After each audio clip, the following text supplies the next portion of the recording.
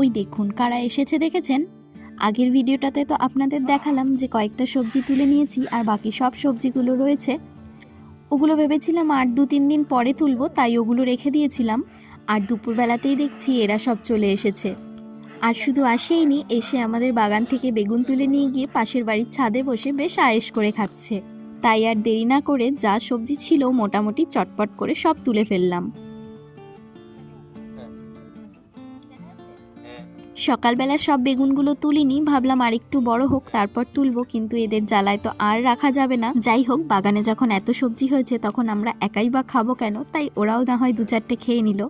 এই ভেবে মন খারাপ না করে বাকি যা সবজি ছিল সেগুলি মোটামুটি তুলে ফেললাম। এদিকে ছোট বড় যা ব্রকলি ছিল সবকটাই তুলে ফেলেছিলাম, কারণ আর রেখে দেওয়ার দরকার নেই, নয়তো আর ভাগেই পাবো না একটাও। কারণ এরা একবার যখন এগুলো দেখে নিয়েছে, ওরা যতক্ষণ না খাবে ততক্ষণ এখান থেকে সরবে না।